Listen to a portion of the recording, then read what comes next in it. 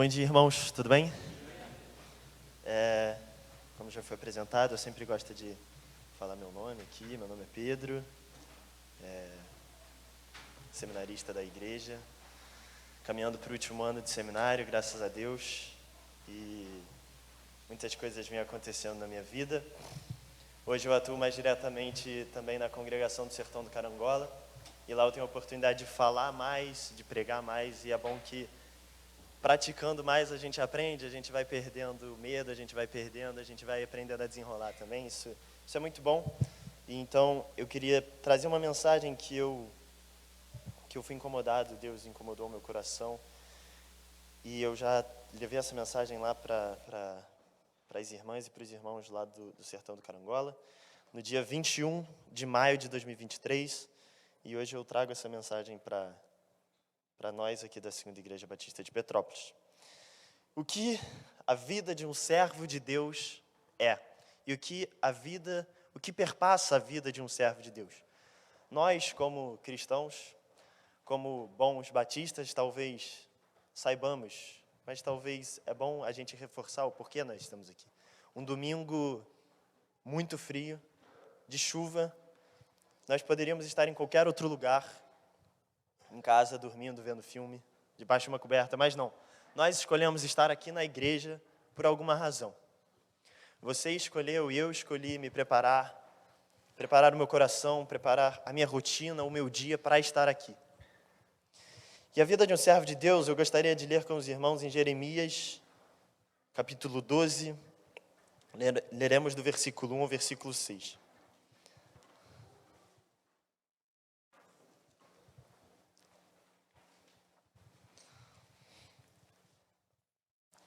Quando fica muito frio assim, a minha rinite ataca e o nariz escorre, é impressionante, mas vamos ver se eu vou conseguir, durante toda a pregação, não espirrar, espero que sim. Jeremias 12, versículo 1, versículo 6, falando da vida de um servo de Deus, eu escolhi a vida do servo Jeremias, ou do profeta Jeremias, para conversar sobre isso, sobre a vida de um servo de Deus. E diz assim a palavra do Senhor em Jeremias 12, versículo 1, versículo 6. Tu és justo, Senhor, quando apresento uma causa diante de ti. Contudo, gostaria de discutir contigo sobre a tua justiça. Porque o caminho dos ímpios prospera? Porque todos os traidores vivem sem problemas. Tu o plantaste e eles criaram raízes. Crescem e dão frutos. Tu estás sempre perto dos seus lábios, mais longe dos seus corações. Tu, porém, me conheces, Senhor. Tu me vês e provas a minha atitude para contigo. Arranca os ímpios como a ovelhas destinadas ao matadouro. Reserva-os para o dia da matança. Até quando a terra ficará de luto e a relva de todo o campo estará seca? Perecem os animais e as aves por causa da maldade dos que habitam nessa terra. Pois eles disseram, ele não verá o fim que nos espera. Versículo 5. Se você correu com homens, a resposta de Deus para Jeremias, e eles o cansaram, como poderá competir com cavalos? Se você tropeça em terreno seguro, o que fará nos matagais junto ao Jordão? Até mesmo os seus irmãos e a sua própria família traíram você e o perseguem aos gritos. Não confie neles, mesmo quando dizem coisas boas. Senhor Deus, muito obrigado por essa oportunidade de estarmos aqui hoje. Obrigado porque temos a oportunidade de ouvirmos a Tua palavra. Que nessa manhã, que nesse momento, Pai, o Senhor possa derrubar toda a distração, que o Senhor possa derrubar qualquer coisa que impeça a Tua palavra de germinar ao meu coração. Não estou aqui à toa. Domingo de manhã não vim à igreja à toa. Eu vim aqui para escutar a Tua palavra. Que eu possa ser transformado de alguma forma essa manhã, Pai. Que possa ser não Pedro falando ao meu coração, mas que possa ser o Senhor falando diretamente a mim. Em nome de Jesus. Amém.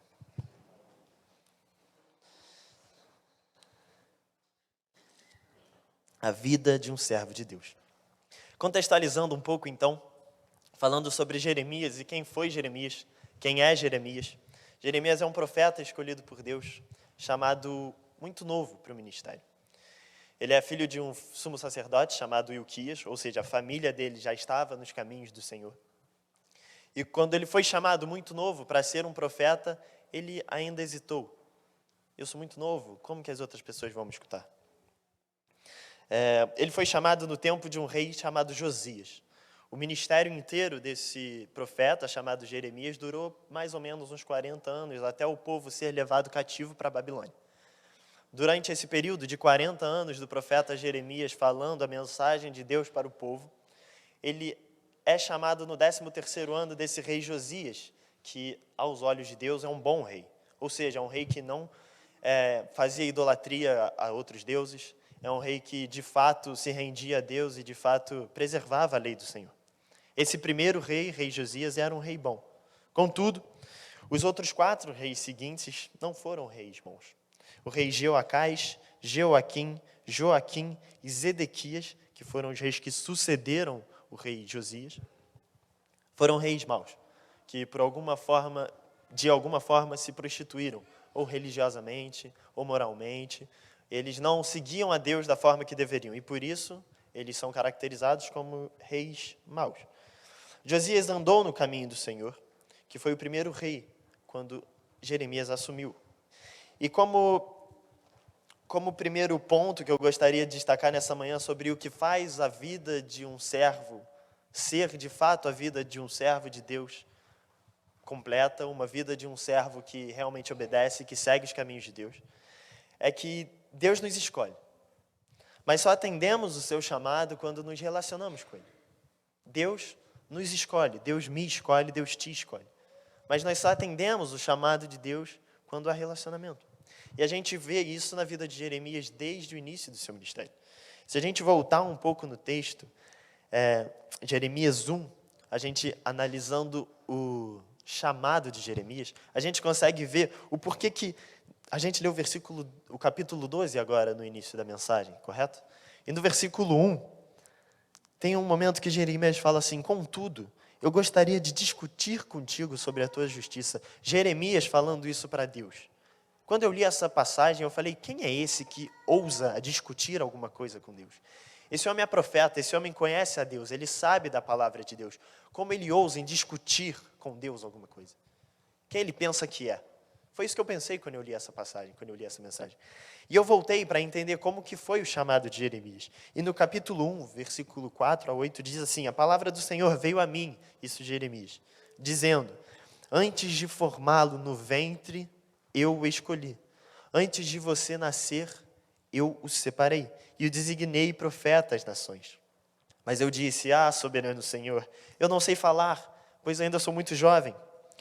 O Senhor, porém, me disse: não diga que é muito jovem. A todos a quem eu o enviar, você irá e dirá tudo o que eu ordenar a você. Não tenha medo deles, pois eu estou com você para protegê-lo. É interessante porque eu falei que Jeremias ele foi chamado num tempo de bonança. No tempo em que Josias, esse rei, era um rei bom.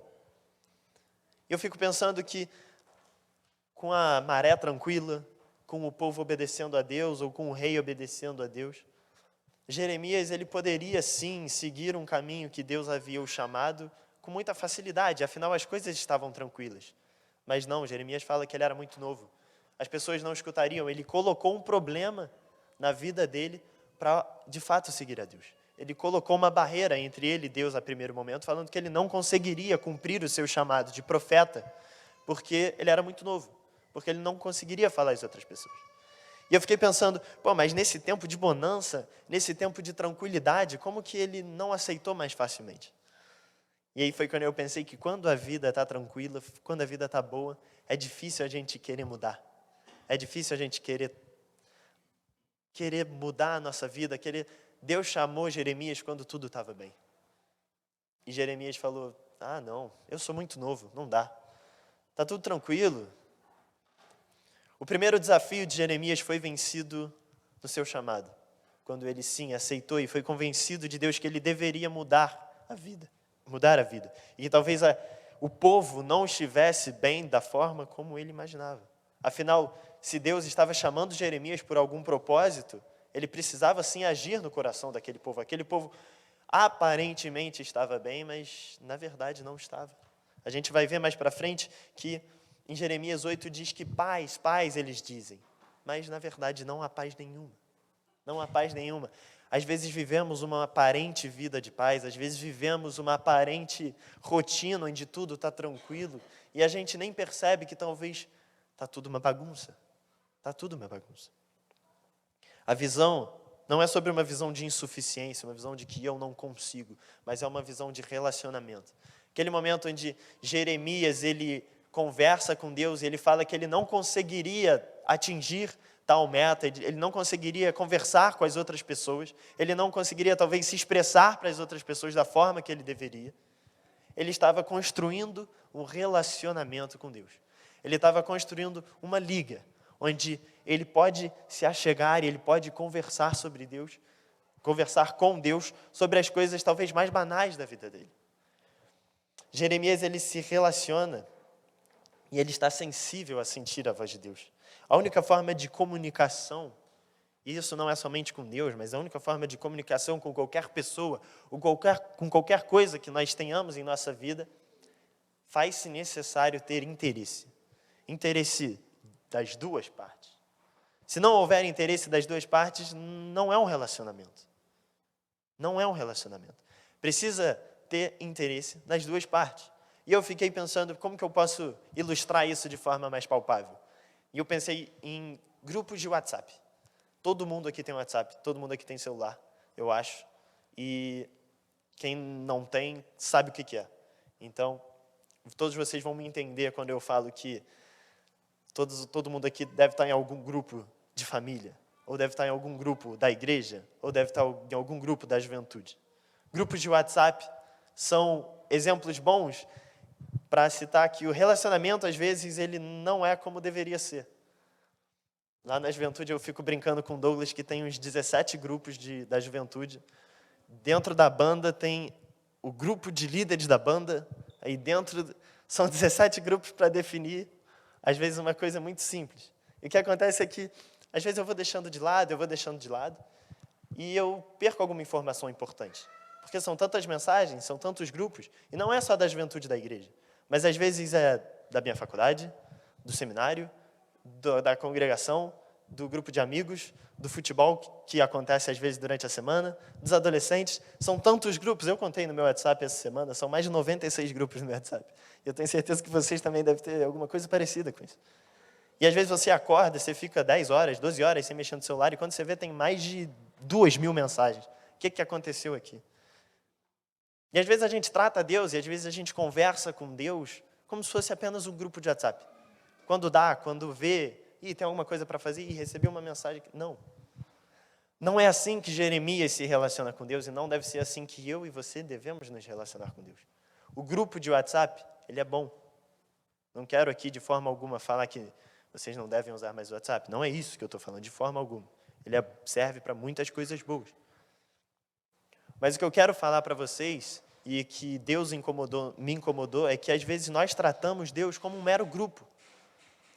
Quando a gente sente falta, quando a gente percebe que alguma coisa está diferente, ou alguma coisa está errada, a gente vai ver, a gente volta um pouco a mensagem, a gente manda mensagem para alguém do privado do grupo para perguntar, o que aconteceu lá no grupo, porque tem muita coisa.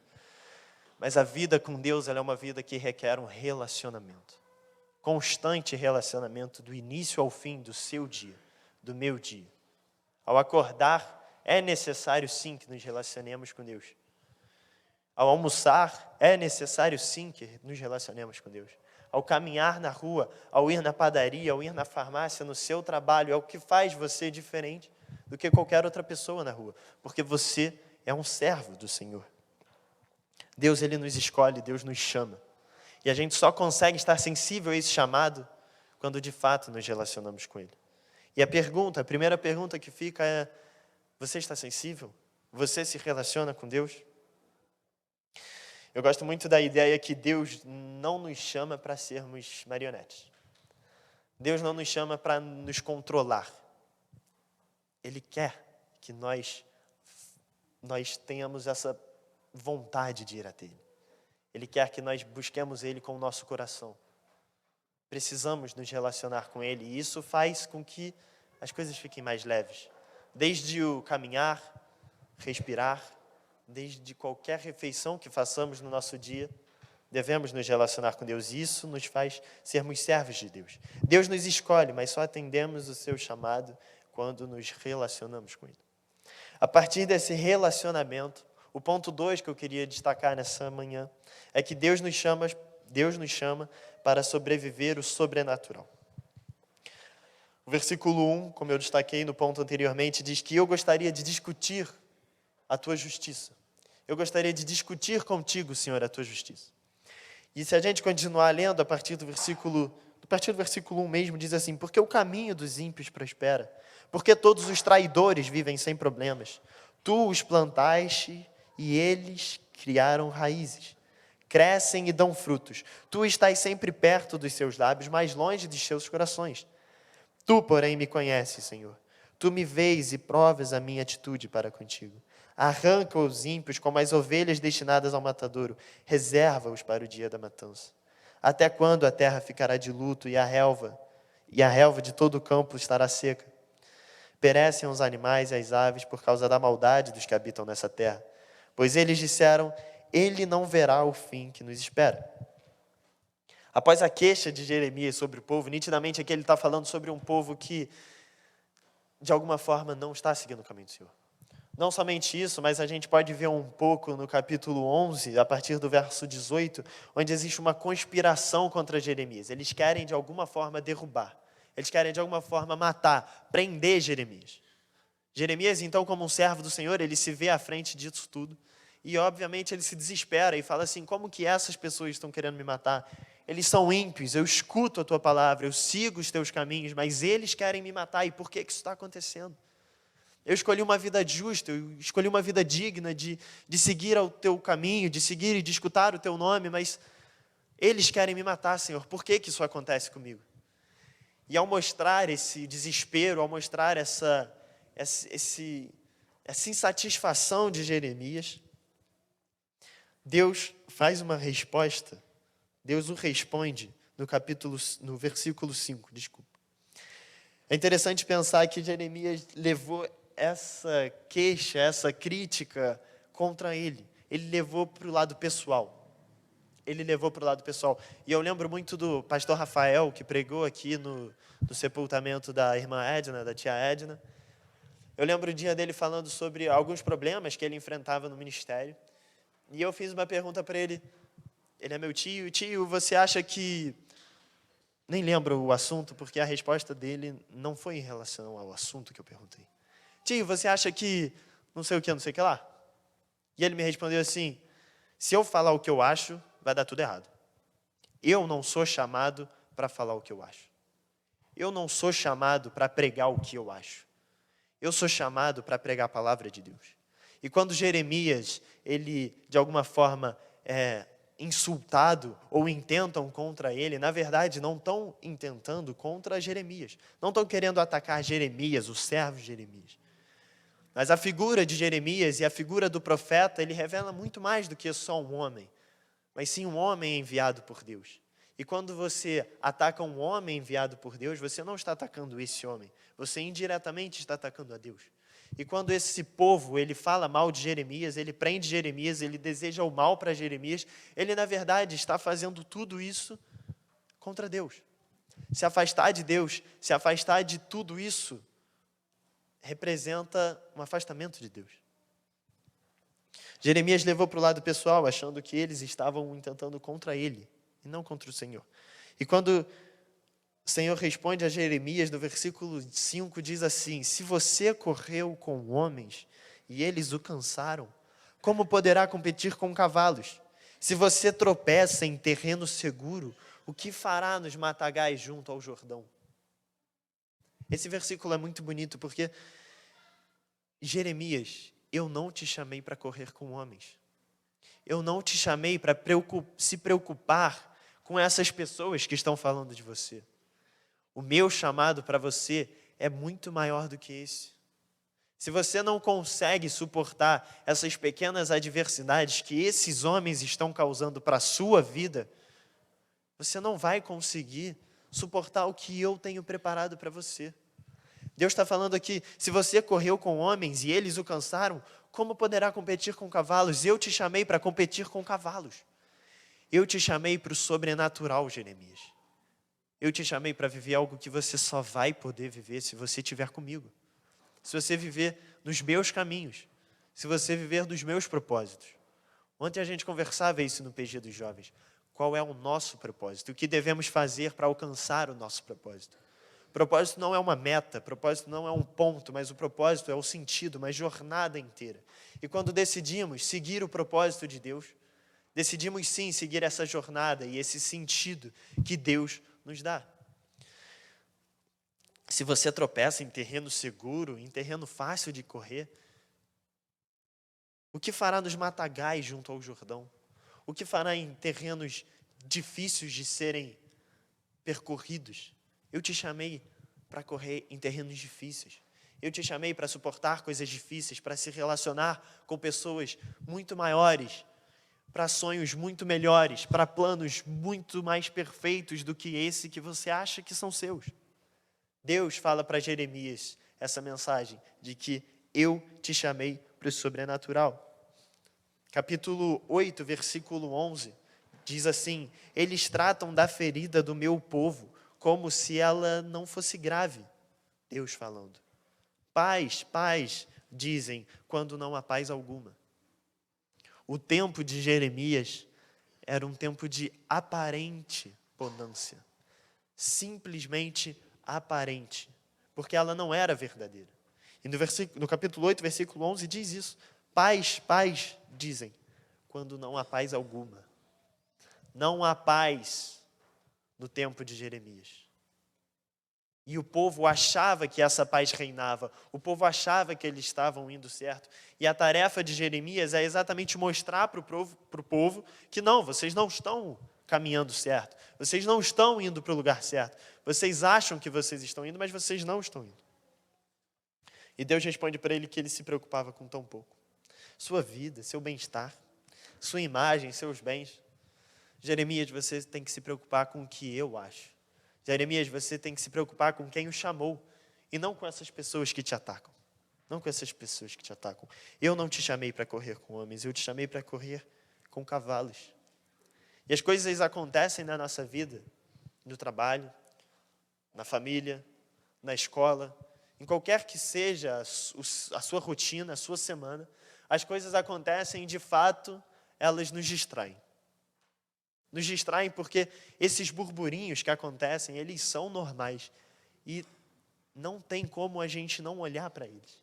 Mas o problema é quando a gente dá mais atenção a eles do que a Deus. Eu lembro que quando eu brincava de pique-esconde com o meu irmão e com os meus primos na minha casa, a gente gostava de apagar a luz para ficar mais emocionante. A gente não conseguia ver o outro. Às vezes a gente via uma sombra, às vezes a gente escutava um barulho, a gente precisava chegar muito perto para saber realmente quem era. E o meu irmão mais velho que eu, mais inteligente, obviamente, ele se escondia num ponto onde dava para ver a sombra dele no chão. Só que eu não podia bater ele porque eu não sabia que era ele. Então eu precisava ir até ele para encontrá-lo. Realmente chegar à conclusão que sim, esse é o Lucas, é o meu irmão. Só que o meu irmão, ele sempre carregava pregadores e pedras no bolso. Porque enquanto eu estava chegando perto da sombra, ele tacava pedra no outro lado. E eu sempre tive muita dificuldade, porque enquanto eu estava chegando perto da sombra, eu escutava um barulho da pedra. E aí eu saía do foco. Eu perdia o foco completamente em pegar o meu irmão, em saber de quem era aquela sombra, porque um barulho veio daquele canto ali. E aí eu ia para aquele canto, mesmo sabendo que ali tinha alguém, mesmo sabendo que ali tinha uma sombra, e talvez ali eu poderia encontrar alguém. Mas meu irmão fazia isso de propósito, porque ele sabia que eu sairia daqui. Então eu perdi o foco principal da brincadeira, eu perdi o foco principal que era achar o meu irmão naquele momento, para simplesmente seguir um barulho que eu estava escutando. E que ele fazia isso por diversas vezes, eu já sabia que era ele jogando um pregador, mas eu ia lá ver. Eu sabia que era ele jogando uma pedra, eu sabia que era alguém fazendo isso, mas eu ia conferir porque aquilo me distraía. De alguma forma eu precisava notar, eu precisava ver o que era aquela pedra sendo jogada. Eu perdi muitos pique-escondes. Mas quando eu percebi a vida de Jeremias e essas pessoas fazendo esse barulho ao lado de Jeremias. Eu pensei exatamente nesse exemplo, porque às vezes nós temos um foco, às vezes a gente tem essa preocupação, esse propósito divino maior do que os nossos próprios sonhos, mas às vezes a gente acaba esquecendo esses propósitos. A gente acaba esquecendo para o que fomos chamados e damos muito ouvido ao que estão falando ao nosso lado. Damos muito ouvido ao que está acontecendo do nosso lado e perdemos o real foco, o foco principal da nossa vida e o foco principal da nossa semana. Houve uma mensagem do pastor, hoje, essa semana foi aniversário da primeira igreja batista do Rio, e o pastor que ele pregou lá, ele levou uma mensagem falando sobre que o servo de Deus, ele tem que ser servo de Deus. Se der tempo, ele faz as outras coisas. Então, por exemplo, um servo de Deus que vai à padaria comprar pão, se der tempo, ele compra pão. Mas enquanto ele está indo à padaria comprar pão, ele tem que ser um servo de Deus. Ele cumpre o chamado dele de servo de Deus, indo na padaria comprar pão. E se der, ele compra o pão. É interessante pensar isso, porque não podemos perder o nosso foco. Diante de todas as coisas e de todos os barulhos que assolam a nossa vida, precisamos manter o nosso foco diariamente, constantemente. O chamado de Deus desafia os nossos próprios limites, porque por mais que escutemos coisas ao nosso lado, nós não podemos ficar surdos para essas coisas, não podemos ignorar essas coisas porque nós escutamos, nos atinge, mas não podemos esquecer do verdadeiro Deus. A preocupação deve ser apenas com o chamado, sempre lembrar quem nos chamou. Isso me lembra muito de Josué, quando ele entra no lugar de Moisés, à frente do povo. Deus dá uma simples mensagem para ele: Josué, apenas seja forte e corajoso. Eu sou o teu Deus. Seja forte e corajoso. Você vai ter problemas, você vai ter tribulações, você vai passar por muitas coisas, mas apenas seja forte e corajoso. Primeiro ponto que eu disse nessa manhã foi que Deus nos escolhe, mas só atendemos o seu chamado quando nos relacionamos com Ele. O segundo ponto é que Deus nos chama para vivermos o sobrenatural. Deus nos chama para esquecermos as coisas que nos prendem e para caminharmos em direção a Ele. E no terceiro ponto, partindo já para o final da conclusão, é que Deus não desiste e não nos abandona. Jeremias 12, versículo 6 diz assim: até mesmo os seus irmãos e a sua própria família traíram você e o perseguem aos gritos. Mas não confie neles, mesmo quando dizem coisas boas. Eu vou ler novamente esse versículo. Jeremias 12, versículo 6. Até mesmo os seus irmãos e a sua própria família traíram você e o perseguem aos gritos, mas não confie neles, mesmo quando dizem essas coisas. A perseguição de Jeremias foi tão forte, foi tão grande, que até a sua própria família e seus amigos mais próximos estavam indo contra a palavra e o que Jeremias estava falando. Eu fico pensando na minha vida, o que seriam os meus pais, o que seriam os meus amigos mais próximos, os meus primos, tendo essa atitude de, em um momento ao meu lado, em outro momento falando contra mim, intentando contra a minha pessoa, tentando me prender ou tentando me matar por alguma situação. Eu fico pensando, se eu tivesse na pele de Jeremias, o que eu faria? E a gente aprende, inclusive, na IBD, em tudo que, no meu crescimento aqui na igreja, que o livro de Lamentações de Jeremias mostra exatamente isso, né? Que é um profeta chorão. Não sei aqui quantos já escutaram isso, mas Jeremias é um profeta chorão. Afinal de contas, ele está sempre lamentando, está sempre reclamando. E eu fiquei pensando, quando eu li sobre isso, de como seria a minha reação diante da perda de alguém ou de algo tão valioso para mim, para seguir os caminhos de Deus. Mas é interessante valorizar que Jeremias sempre jogou na contramão do mundo. Sempre jogou na contramão daqueles que, por alguma razão, falavam que estava tudo bem. Por alguma razão, aqueles que o abraçavam, ele sempre não valorizou essas pessoas acima de Deus. Ele sempre jogou na contramão do mundo. Se o mundo está indo para uma direção, Jeremias seria aquele homem que ia parar, olhar, analisar e falar assim, talvez estamos indo para o lado errado. O caminho certo é o caminho de Deus. Enquanto o mundo estava indo para um lado, ele certamente escolhia o outro lado. E quando eu falo de jogar na contramão do mundo, ir contra o mundo, não tem como lembrar de Paulo. Paulo, aquele que cresceu no berço do judaísmo, que recebeu muitas instruções e era um cara muito inteligente, ele de alguma forma escolheu jogar na contramão de tudo aquilo que ele tinha aprendido.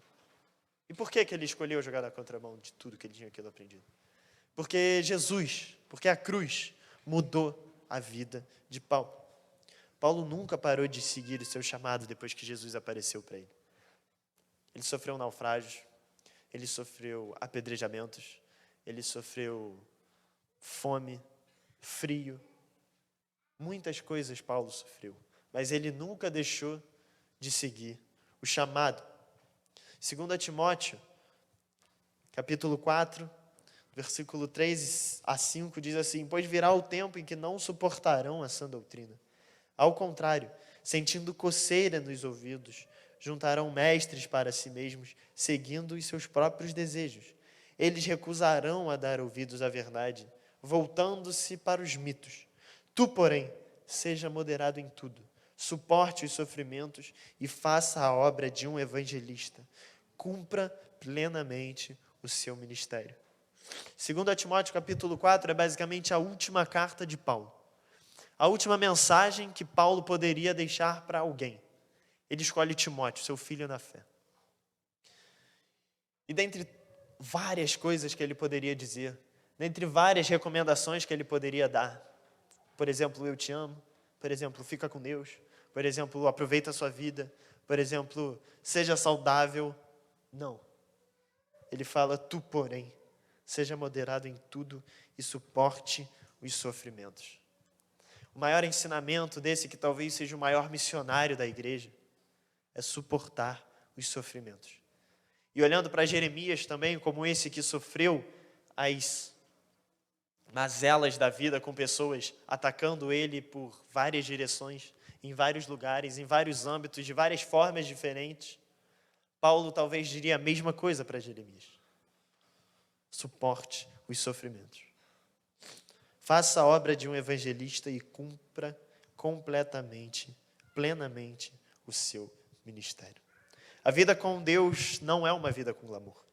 Certamente o que o mundo fala para sermos não é o que Jesus fala para sermos.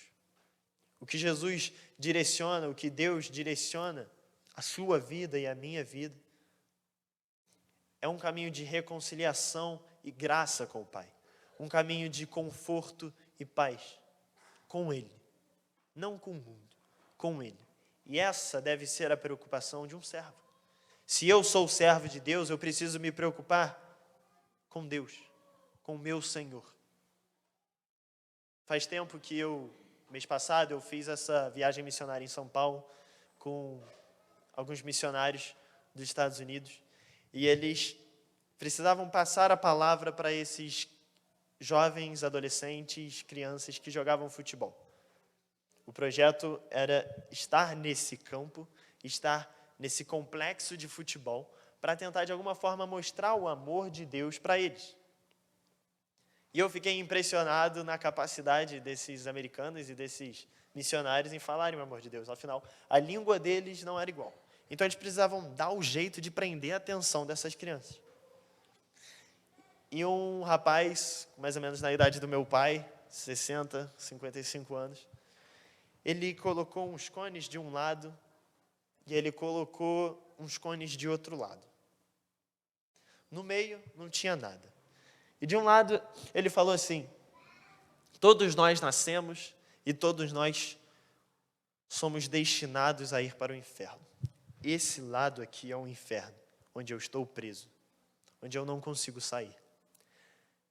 Dentro desse quadrado onde ele botou cones, ele começou a gritar e se bater no chão, falando que aqui é um lugar de sofrimento. E foi interessante que todas as crianças ficaram vidradas nele quando ele gritava e se debatia no chão. Mas ele falou que nesse local estamos presos aqui, nós não conseguimos sair daqui de forma alguma. Porque nós somos pecadores, nós somos errados. E do outro lado, ele falou que é o céu. E para atingir aquelas crianças, ele não precisou de se jogar no chão, gritar e se debater. Naquele momento, ele falou assim: vocês todos gostam de futebol. Imagina Brasil e Argentina. Segundo tempo, 45 minutos. O jogo está quase acabando, 0-0, e você marca o gol do título da Copa do Mundo. Aquelas crianças todas ficaram encantadas com a ilustração que ele fez. Os olhos de todos aqueles meninos brilhavam, no sentido de: eu quero isso para a minha vida. E naquele momento, o missionário diz para aqueles meninos: o céu é muito melhor que isso. E aí depois ele volta e fala que a única forma de sairmos para esse local, desse local, e irmos para esse aqui, é só através da cruz de Cristo. Esse que foi o que mais sofreu. Esse foi o que suportou até a morte para nos livrar dos nossos pecados, para tirar as nossas mazelas e para fazer de novo o meu relacionamento com Deus ser possível. Deus enviou seu Filho para que morresse pelos meus e pelos seus pecados. É interessante que o maior rei de todos, o Filho de Deus, ele veio e não teve glamour nenhum, não teve privilégio nenhum diante do mundo. Por que eu e você então buscamos tanto isso? Por que eu e você então buscamos tanto a aprovação do outro? Por que eu e você então ligamos tanto para esses barulhos que acontecem no nosso dia, que nos distraem do verdadeiro foco, do verdadeiro propósito que é o Senhor? O mundo diz que sucesso é retenção em massa, mas Jeremias, Paulo, Jesus são exemplos de que o nível de esvaziamento deles é o que realmente fez o chamado deles ser cumprido. Eles se esvaziaram de tal forma de que nada mais na vida deles valia a pena. Apenas uma vida com Deus. Jeremias, Paulo, Jesus principalmente, entregou tudo o que ele tinha para Deus. E o convite do Evangelho, o convite dessa manhã, o convite para você que é um servo de Deus, é entregar tudo na mão de Deus. Queria que você abaixasse a sua cabeça nesse momento, então. Convidar já a banda que viesse aqui.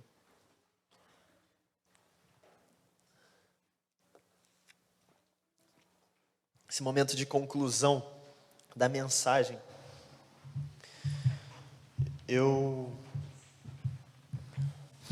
não faço o apelo para que vocês levantem a mão, vocês venham aqui na frente, mas eu peço para que vocês façam uma oração no coração de vocês.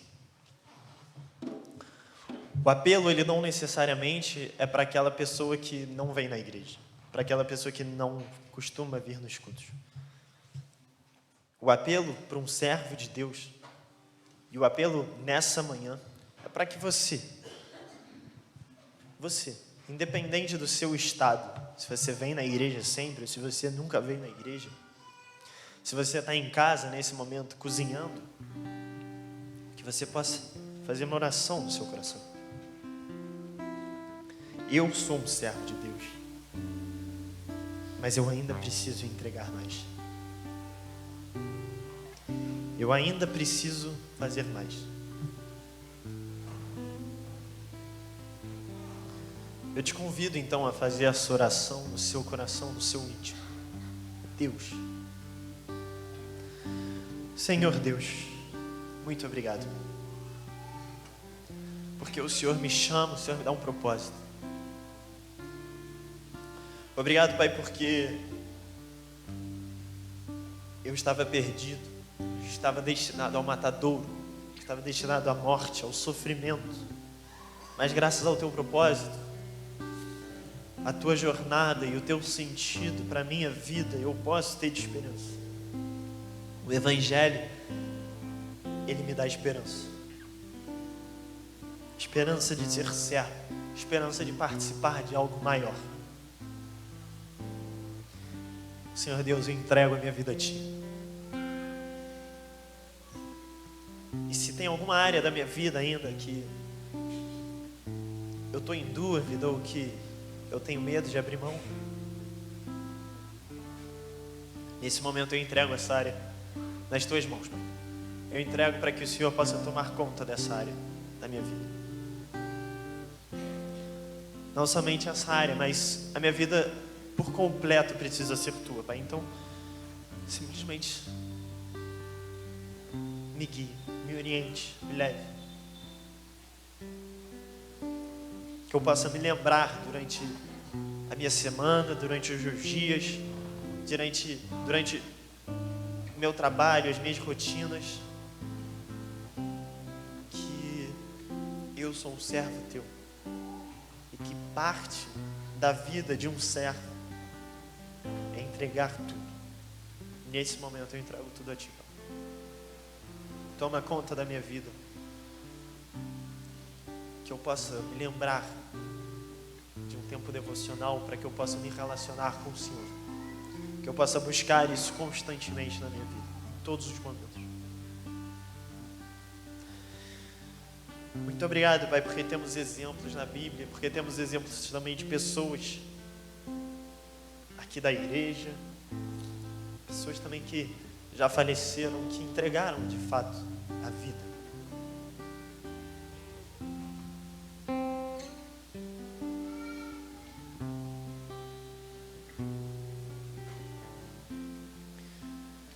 Te entrego a minha vida, Pai. Te abençoe o restante dessa semana, nossa rotina. Em nome de Jesus. Amém.